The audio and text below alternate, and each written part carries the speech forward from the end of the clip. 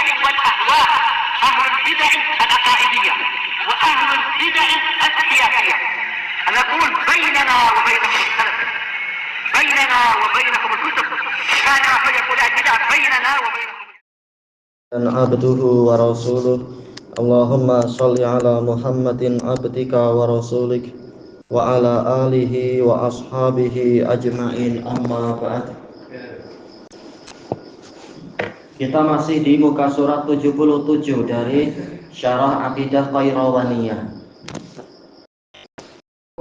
Qala Syekhuna Abdul Muhsin Al-Abbad hafizahullahu ta'ala, wa kullu ma huwa kainun fil wujud, dan semua yang terjadi di alam semesta ini, wujud ini sekitar penerjemahan yang mudah ya, alam semesta ya yang ada, min harakatin aw sukun, berupa gerakan ataupun sikap diam, gerakan atau ketenangan. Qad sabaqa bihi ilmullah, dia telah didahului oleh ilmunya Allah. Allah tahu pada saat ini orang itu akan gerak atau akan diam, saat berikutnya orang itu akan gerak atau diam, dan semua makhluk Allah tahu itu setiap saatnya, betul-betul pengetahuan yang kita tak mampu membayangkan. Bagaimana tahu semua sampai masalah sikap tenang dan sikap gerakan.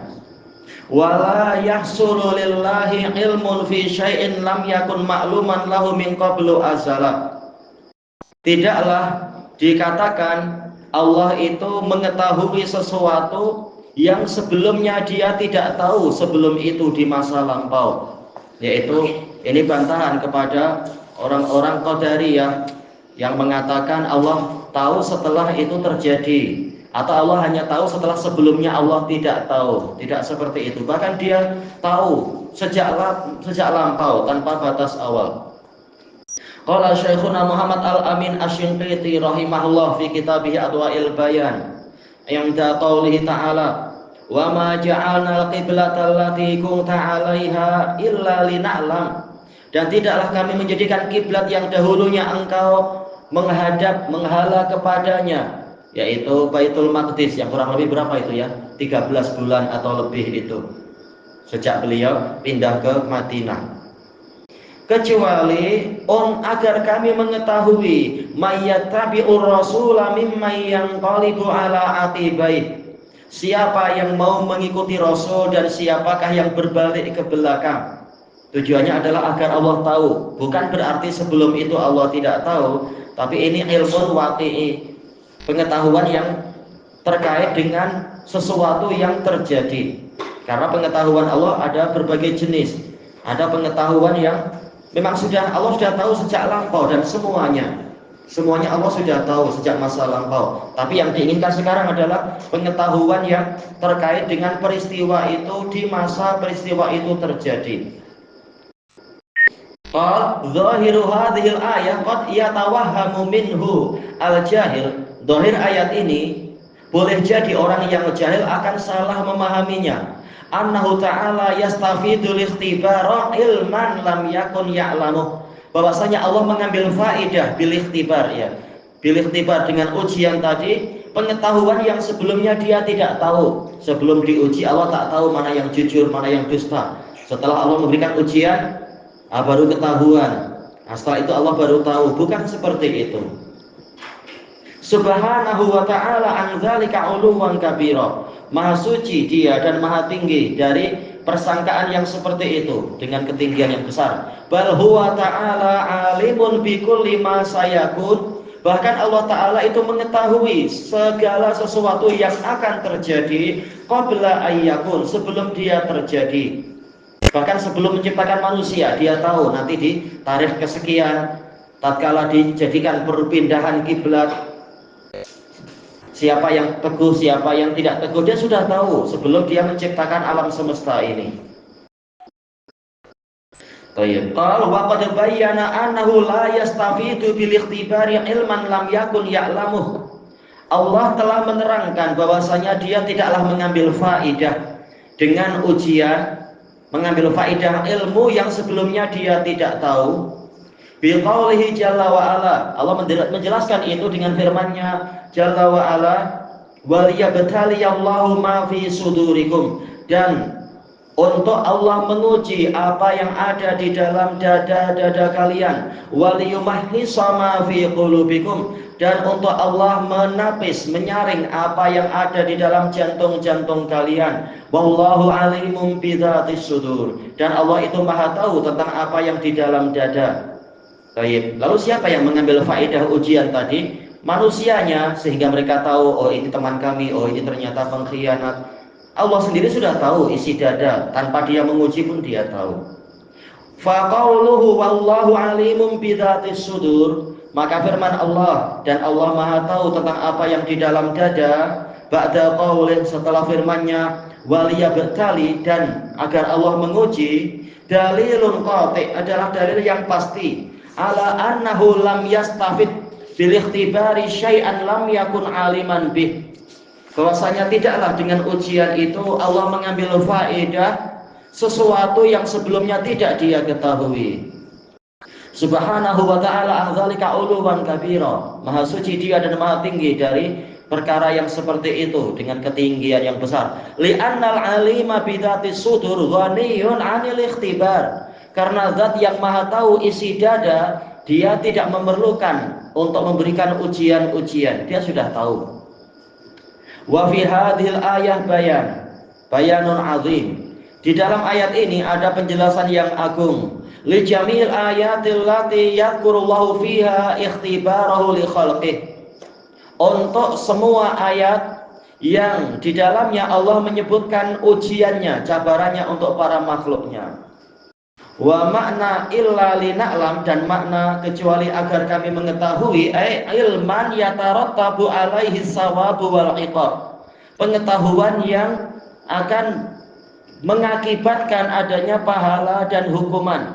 Adapun ilmun azali ini tidak terkait dengan pahala dan hukuman. Allah tahu setan akan berbuat apa. Sejak masa sebelum menciptakan setan Allah tahu, tapi Allah tidak menghukum. Karena apa? Karena ini ilmun azali.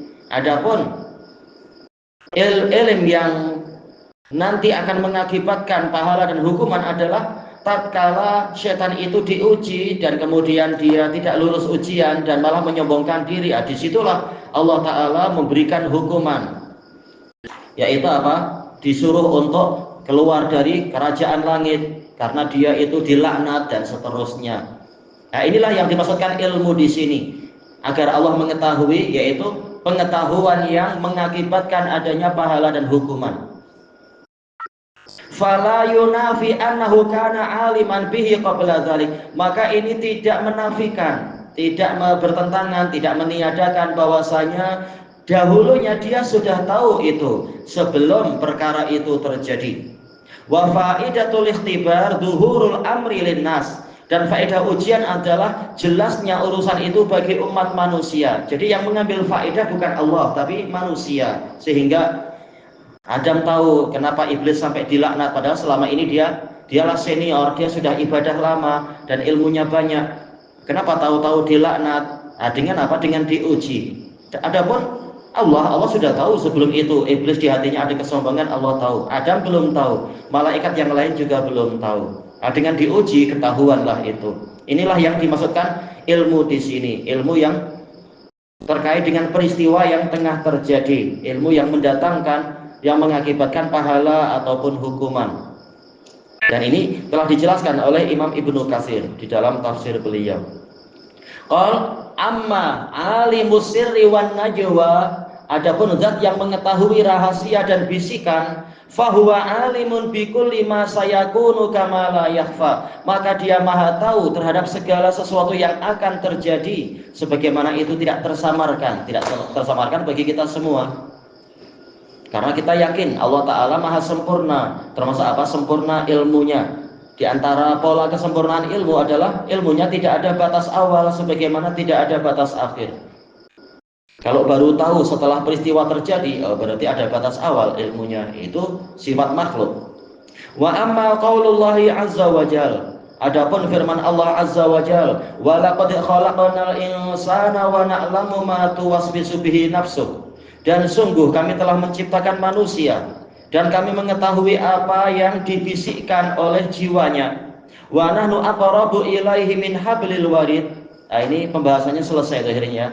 Sekarang kembali kepada pendalilan.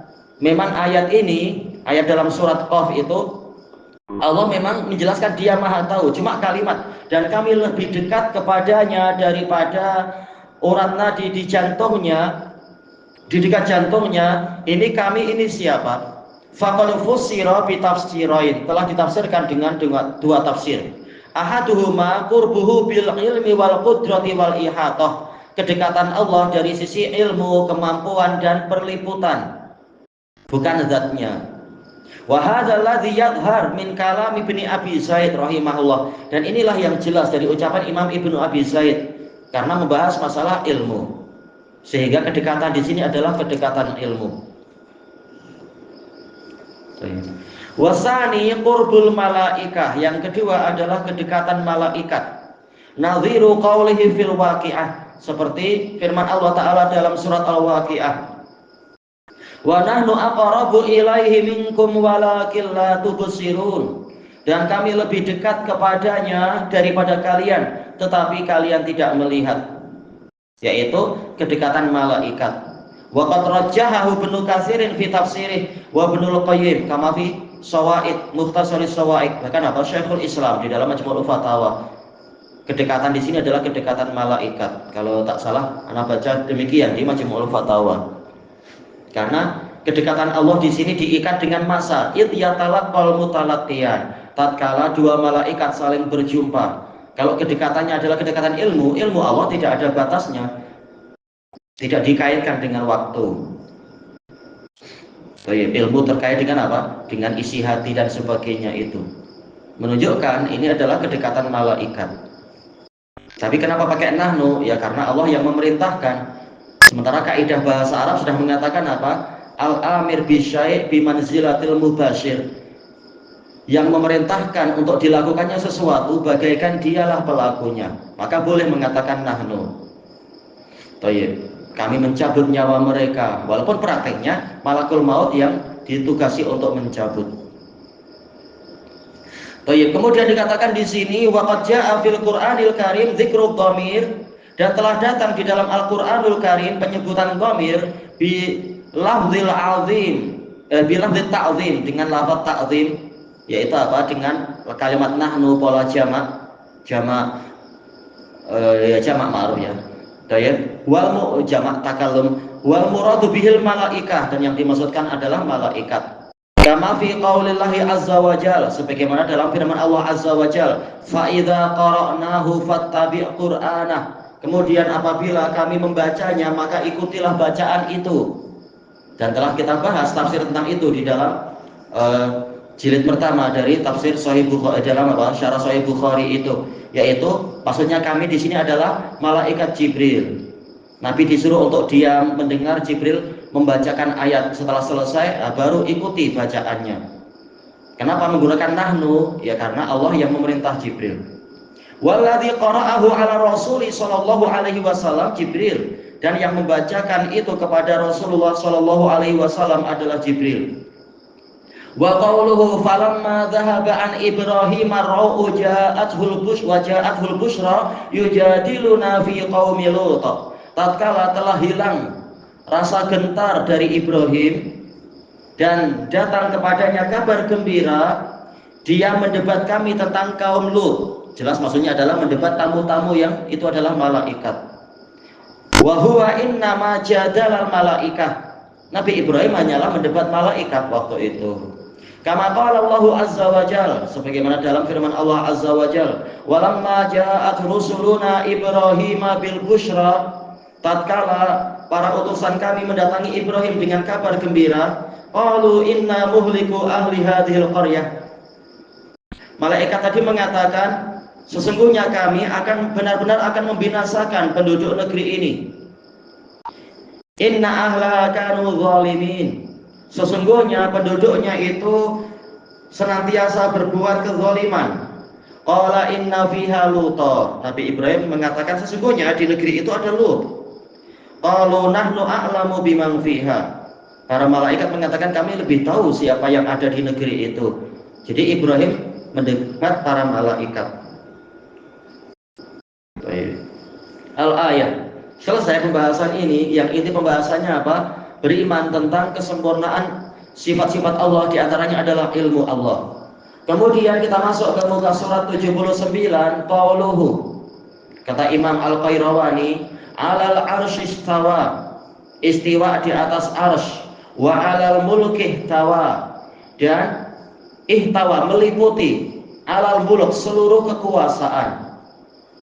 Nah, ini bantahan terhadap orang-orang Asy'ariyah dan sebagainya yang mengatakan istaula. Asy'ariyah dan yang sebelum mereka orang-orang Jahmiyah dan Mu'tazilah maksudnya adalah menguasai. Ini salah. Untuk apa? Allah Ta'ala menunda penguasaan arsy sehingga menciptakan langit dan bumi. Tapi yang betul, dia tinggi di atas arsy dan dia menguasai semua, seluruh kekuasaan, bukan hanya menguasai arsy. Jadi kalau masalah kekuasaan meliputi semua. Adapun istiwa hanya di atas arsy saja. Baik. Kata Syekhuna Abdul Muhsin Al-Abbad hafizahullah ta'ala, min sifatillahil fi'liyah, termasuk dari sifat fi'liyahnya Allah adalah istiwa'u ala arsyih, istiwanya di atas arsy. Ya, ini terkait dengan masyiah. Kalau menghendaki istiwa, kalau tidak menghendaki ya tidak istiwa. Dahulu dia tidak istiwa sesuai dengan dohir dari ayat-ayat, menciptakan langit dan bumi dalam 7 hari, kemudian barulah istiwa, menunjukkan sebelum itu tidak demikian. Baik. Tapi apakah di zaman azali sama sekali tak pernah istiwa di atas arsy? Itu terserah Allah Ta'ala. Karena telah sahih diriwayatkan oleh Imam Al-Ajuri di dalam kitab beliau Asy-Syari'ah, sahih dari Ibnu Abbas, yang menyebutkan Allah dulunya juga istiwa di atas arsy. Tapi apakah terus menerus? Itu terserah dia, karena memang ini sifat fi'liyah, terserah dia. Adapun ulu, ini sifat dzatiyah, memang zatnya senantiasa maha tinggi. Jadi lain antara istiwa dengan ulu. Istiwa ini sifat fi'liyah dan hanya terkait dengan makhluk tertentu, yaitu istiwa di atas arsy. Adapun kalau ulu di atas seluruh makhluk tanpa ada perkecualian. Wa madhhabus salafi fi, dan madhab salaf di dalam masalah istiwa, wa fi sa'iris sifat, dan di sifat-sifat yang lainnya, isbatul jami', menetapkan semuanya sesuai dengan yang Allah dan Rasulnya sebutkan, tidak menapis. Yang penting sahih, ada dalam Quran, ada dalam hadis sahih dan semacam itu.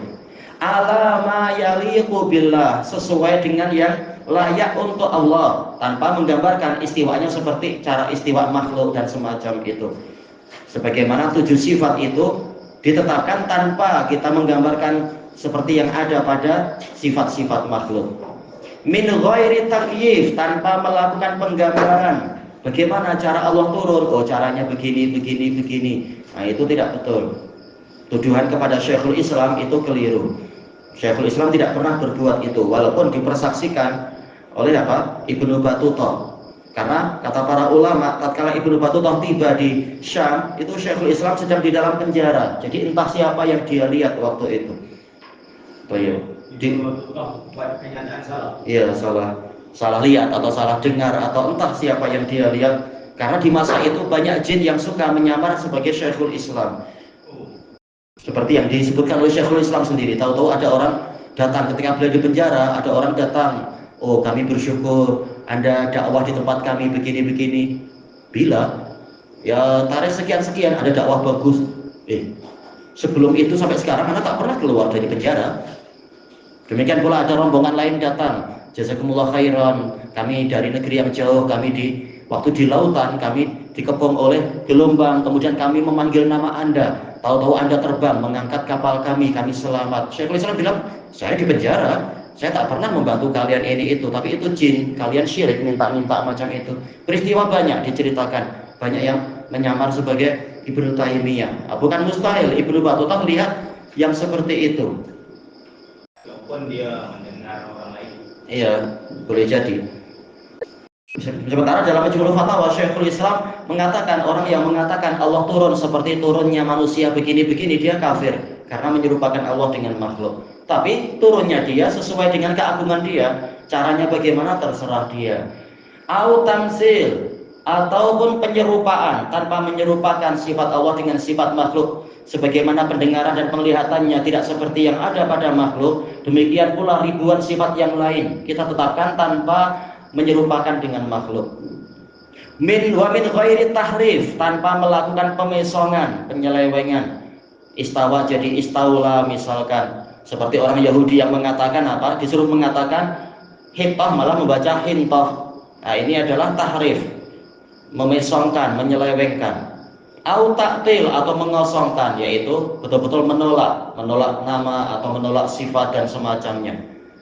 Ma'afahmil makna, sambil kita memahami maknanya, karena Quran dan hadis datang dengan bahasa Arab yang jelas, yang fasih. Nah, kita dan Allah menceritakan itu agar kita mengenal dia. Berarti gimana kita tahu? Kita pelajari bahasa Arab baik-baik sehingga paham makna-makna itu. Baik. Wal jahli bil kaifiyah, dan kita tidak tahu bagaimana tata caranya. Kita hanya diwajibkan memahami maknanya, mengimaninya, dan menjalankan kandungannya tanpa kita mencari-cari tahu tentang caranya.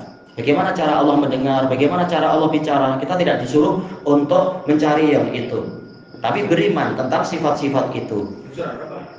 79. Ya, masih di awal-awal ya, agak awal. Kama qala al-Imamu Malik rahimahullah, seperti yang dikatakan oleh Imam Malik rahimahullah, wa qad su'ila an kayfiyatil istiwa, dalam keadaan beliau ditanya tentang tata cara istiwa. Qal al-istiwa'u ma'lum, istiwa yaitu tinggi di atas itu telah diketahui apa maknanya. Sebagaimana dalam Quran Allah sudah mengatakan apa? Wastawat alal judi, kapal itu istiwa di atas gunung Judi. Bukan maksudnya menguasai, tapi apa? Tinggi di atas gunung itu. Idastawaitum alaih, apabila kalian naik di atas kendaraan itu, bukan menguasai. Jelas kendaraan itu milik kita secara umum. Tetapi istawaitum alaih, yaitu adalah tinggi di atas kendaraan. Litastawu ala zuhurih, agar kalian naik di atas permukaan kendaraan, bukan agar kalian menguasai kendaraan kalian sendiri. Istawa ma'ruf maknanya. Tayyib. Demikian pula firman Allah Ta'ala, wa idzastawaita anta wa ma'aka 'alal fulk, dan apabila engkau wahai Nuh telah istiwa bersama orang yang menyertaimu itu di atas kapal itu, bukan menguasai kapal. Jelas Nabi Nuh menguasai kapal beliau, tapi tinggi, menetap di atas kapal itu.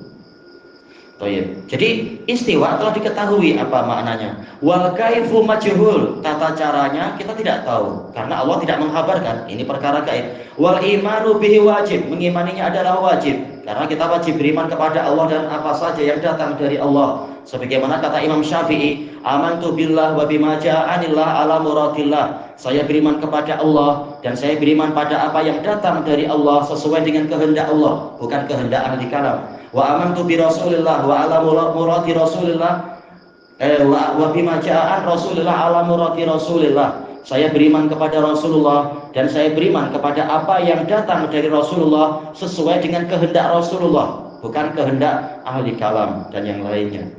Jadi kita wajib untuk mengimani itu. Was-su'alu anhu bid'ah, menanyakan tentang bagaimana caranya, maka ini bid'ah karena kita tidak dibebani syariat seperti itu. Menanyakan bagaimana wajah Allah, bagaimana tangan Allah, kita tidak disuruh untuk bertanya yang seperti itu. Qala Ibnu Katsirin rahimahullah fi tafsiri, inda tafsiri ayatil istiwa. Ini sahih ya. Ini kata-kata Malik yang sahih. Ini sahih, diriwayatkan oleh Al-Baihaqi di dalam kitab beliau Al-I'tiqad, sanadnya sahih. Juga diriwayatkan oleh Abu Nu'aim Al-Asbahani, kalau tak salah dalam Hilyah, ana takhrijul kitab ini apa namanya?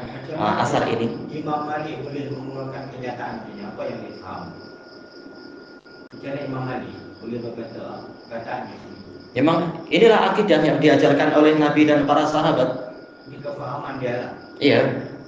Kemudian setelah meriwayatkan ini, Imam Baihaqi mengatakan, dan di atas inilah para salaf berjalan di dalam memahami sekian banyak sifat, yaitu berita dari Allah dan Rasulnya wajib diterima dan dipahami sesuai dengan bahasa Arab.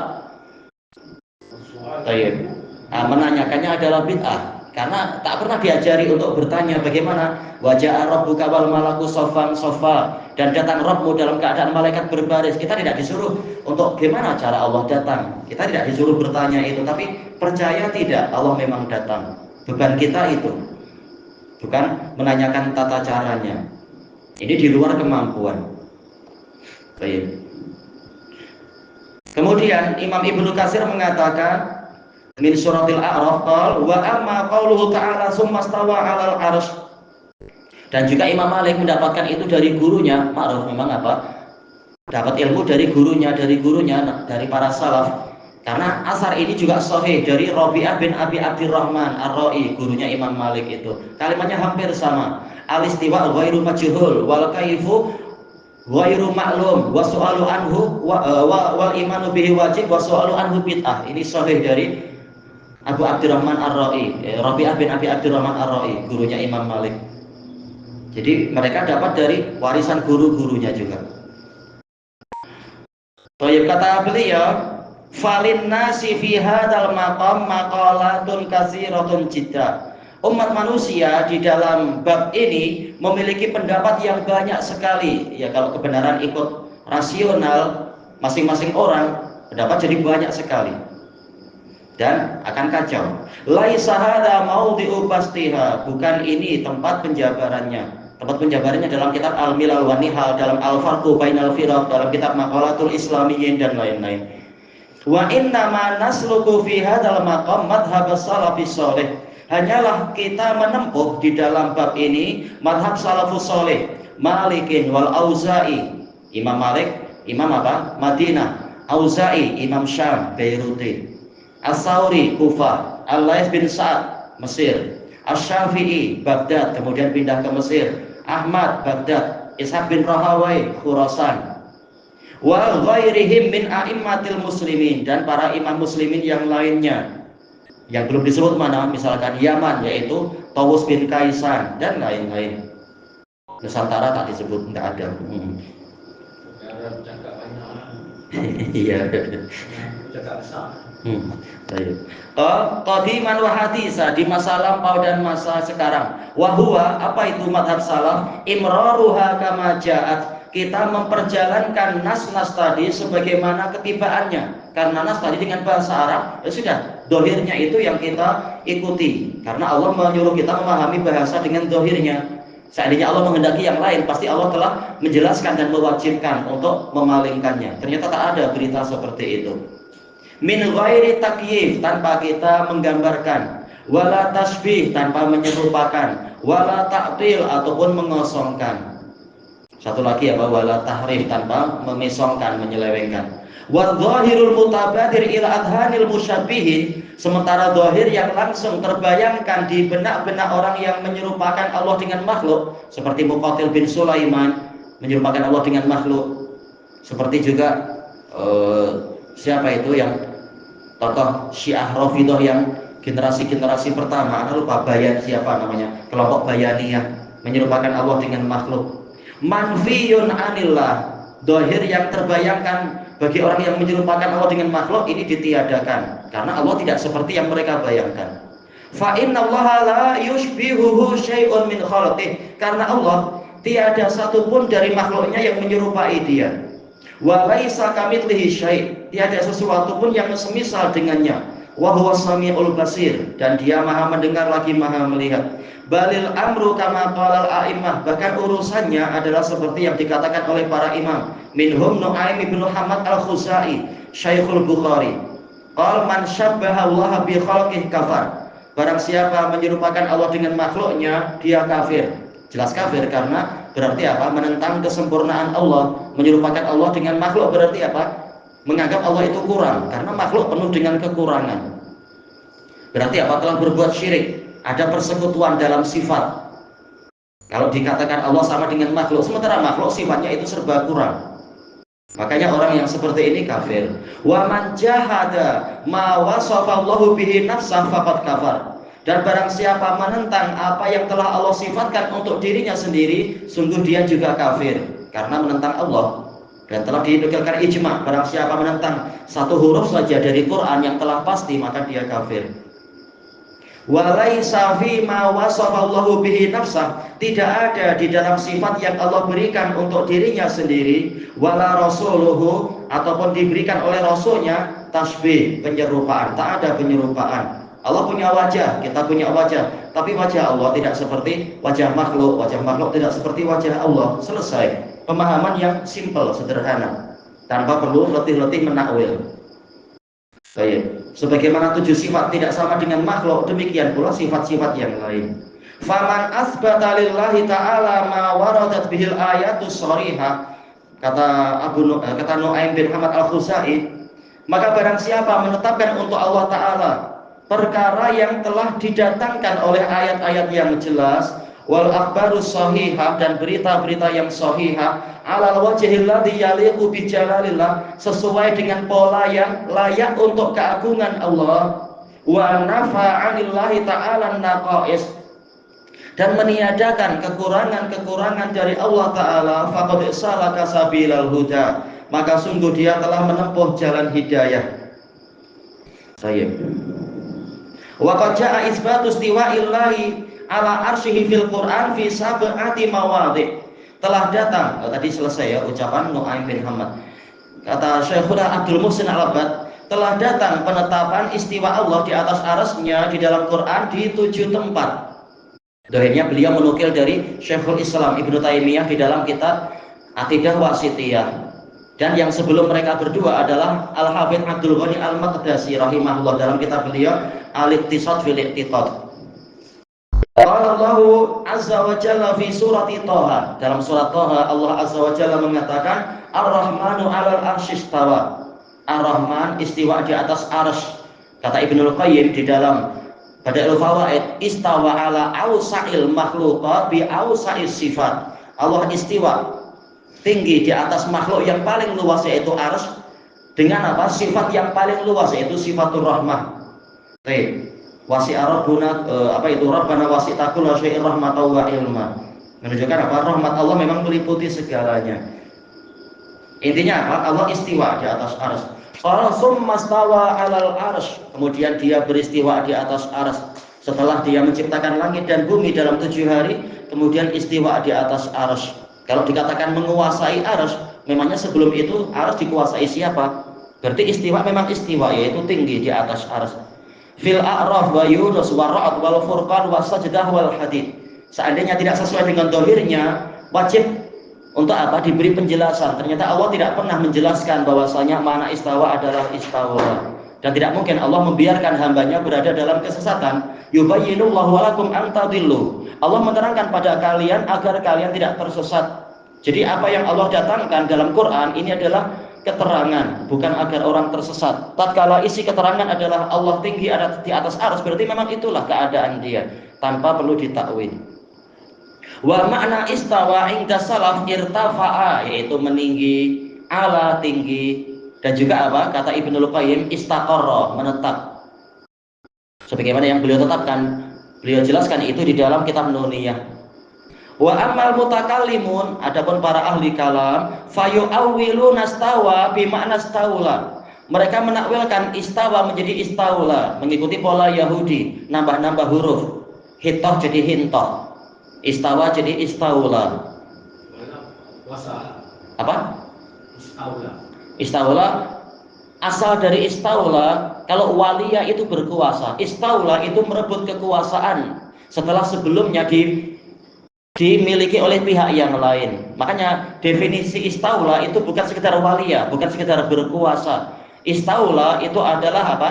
Yaitu qahara ba'dal mughalabah, menguasai setelah mengalahkan. Nah, itu ya, berarti siapa yang menguasai arsy sebelum Allah sehingga perlu terjadi perebutan? Istawa ala itu adalah tinggi di atas. Seperti yang tadi Anda sebutkan 4 ayat dalam Quran itu. Istawa di atas perahu, istawa di atas gunung judi, istawa di atas kendaraan. Maknanya adalah apa? Tinggi di atas. Baik. Asal dari istawa semata artinya adalah i'tadala. Kata Ibnu Qayyim di dalam kitab beliau Shawaiqul Mursalah, istawa. Baik. Seperti atau apa itu i'tadala, yaitu sempurna, kamula. Baik. Tatkala anak itu sudah mencapai 40 tahun, wastawa yaitu sempurna. Tapi istawa ala yaitu tinggi di atas. Qala Abdul Hasan Al-Asy'ari rahimahullah fi kitabihil Ibanah wa qad qala qailun, orang-orang minal Mu'tazilati wal Jahmiyati wal Haruriyah, dari puak-puak ini, sekte-sekte ini, Mu'tazilah, Jahmiyah, Haruriyah berkata, inna qaulallahi azza wa jalla ar-rahmanu alal arsy istawa annahu istaula wa malaka wa qahara. Dan ini menyelisihi lughah Arabiyah. Baik, malaka menguasai, qahara menundukkan. Baik, istaula yaitu apa? Apa itu? Apa tadi itu? Qahara ba'dal mughalabah wal munaza'ah. Setelah adanya perebutan. Wa anna Allah azza wa jalla fi kulli makan. Mereka mengatakan Allah azza wa jalla itu ada di semua tempat.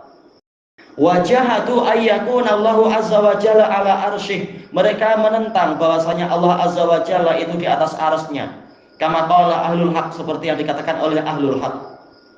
Ahlul haq mengatakan seperti yang Allah dan Rasulnya katakan. Baik. Wa dhahabu fil istiwa ilal qudrah. Mereka berpendapat, bermadhab tentang istawa artinya adalah qadara, menguasai. Walau kana hadza kama dzakaru, seandainya istawa itu seperti yang mereka katakan yaitu menguasai, kana la farqa bainal arsy wal ardi sabi'ah. Ini saya tidak ada perbedaan antara bumi, antara arus dengan bumi yang ketujuh. Kan semuanya juga dikuasai oleh Allah Ta'ala, qadirun ala kulli syai'. Makanya nggak ada gunanya kalau seandainya istawa artinya adalah qadara. Tak ada gunanya Allah mengatakan sumastawa alal arsy. Hakikatnya sejak dulu dia istawa di atas semuanya. Kalau begitu tak ada gunanya Allah mengkhususkan arsy dalam penyebutan. Berarti memang istawa bukan artinya qadara. Tak ada dalam lughah Arabiyah yang lampau kok istawa artinya adalah qadara, tak ada. Kata beliau, "Fallahu subhanahu qadirun 'alaiha wa 'alal khusyush." Karena Allah Subhanahu itu menguasai bumi yang ketujuh, juga menguasai bilik kamar mandi, bilik-bilik tandas. Masalah qadara ala kulli syai' wa 'ala kulli ma fil alam. Allah menguasai semua di alam semesta ini. Khusyush yaitu apa? Tempat buang hajat. Baik, jamak dari khush, tempat buang hajat. Falau kana Allah mustawiyan 'alal arsy bi ma'na istila. Seandainya Allah itu istiwa di atas arsy artinya istila yaitu menguasai, misalkan kita artikan menguasai. Wa huwa azza wa jalla mustawin 'alal asya'i kulliha. Berarti Allah azza wa jalla istiwa di atas semua benda. Jadi enggak ada gunanya Allah mengatakan kemudian istiwa di atas arsy. Untuk apa? Sementara dia menguasai semuanya. Walam yajuz inda ahadin minal muslimin ayyakul, dan tidak boleh bagi seorang pun dari muslimin untuk mengatakan innallaha azza wa jalla mustawin alal khusyush wal akhliyah. Allah azza wa jalla istiwa di atas kamar mandi, di atas bilik-bilik tandas, akhliyah, khala. Ini penghinaan. Sementara ayat-ayat yang bicara istiwa itu sedang memuliakan diri sendiri. Allah sedang memuji dirinya sendiri. Istiwa di atas apa? Di atas arsy, makhluk yang paling tinggi, paling besar dan paling bercahaya, sedang memuji. Apakah layak kita rubah menjadi Allah istiwa di atas bilik tandas? Na'udzubillah. Atau seperti yang dikatakan oleh sebagian ustadz yang tidak beradab itu, seperti apa? Beruk yang apa itu bertenggek di atas batang, di atas dahan-dahan pokok. Na'udzubillah. Menghina yang seperti itu. Toye. Makanya betul istawa bukan istaula, yaitu qadara, menguasai. Sekarang ini ayat Quran diberi dalam bentuk wahyu, dan perbahasa sekarang akal coba mengukur wahyu ini jadi iya, tak itu yang tak mampu. akal coba mengukur dan mengukur. Iya, harusnya beriman dan taat, bukan malah menghakimi wahyu. Makanya bagus kata Imam Syafi'i yang disebutkan di dalam kitab apa itu Manaqibus Syafi'i punya Ibnu Abi Hatim, sanadnya sahih. Imam Syafi'i mengatakan al-uqul mahdudah kama annal absar mahdudah. Akal itu terbatasi, terbantut sebagaimana pandangan mata terbantut. Toye, kita wajib ikut apa? Ikut Allah, bukan malah Allah yang ikut pemikiran kita. Kuasa Allah ini beda ini. Dia betul. Tak ada batasnya. Akal ini tak ada limit, dia terang. Betul. Jadi dia akan sangkut. Gimana memahami jauh-jauh, memahami akal dan roh sendiri tak mampu. Akal bentuknya apa, nyawa bentuknya apa, padahal di dalam diri kita itu pun kita tak mampu berpikir jauh-jauh terhadap sesuatu yang gaib. Mestinya beriman. Akan tidak boleh mengukur kuasa Allah. Betul. Dia terhad. Intinya apa? Akal harus tunduk pada Allah, bukan jadi hakim terhadap Allah Ta'ala. Baik. Sementara istawa, Allah sudah menjelaskan makna istawa di dalam ayat-ayat yang lain. Dan ini ma'ruf di dalam pembahasan apa itu usul tafsir. Sesuatu lafaz yang masih global akan dijelaskan di dalam ayat-ayat yang lain atau dijelaskan oleh Rasul, karena tugas Rasul memang sebagai penjelas, bukan diserahkan kepada para ahli kalam penjelasannya itu. Kita ambil cari titik yang sesuai, kata beliau di sini. Walam yajuz ayyakuna listiwa'u 'alal arsy al-istila. Tidak boleh istiwa di atas arsy maknanya adalah istilah, penguasaan. Alladzi huwa amun fil asya'i kulliha. Yang mana ini umum, mencakup semuanya. Kalau menguasai, Allah menguasai semua. Wa wajaba ayyakuna ma'nahu istiwa'un yahtassul arsy. Wajib maknanya adalah istiwa yang khusus untuk arsy. Dunal asya'i kulliha, tanpa benda-benda yang lain semuanya. Allah tidak mengatakan Allah menciptakan langit dan bumi dalam 7 hari kemudian menguasai langit dan bumi, tak. Tapi istiwa di atas arsy menunjukkan ini makna yang khusus. Bukan sekedar bukan maknanya dalam kekuasaan. Kalau kekuasaan semua Allah kuasai. Ilahuna wallahu a'lam. Subhanakallahumma wa bihamdika la ilaha illa anta astaghfiruka wa atubu ilaik. Ini tadi selesai ya, peninggalan dari ucapan Abdul Hasan Al-Asy'ari rahimahullah. Alhamdulillahirabbil alamin.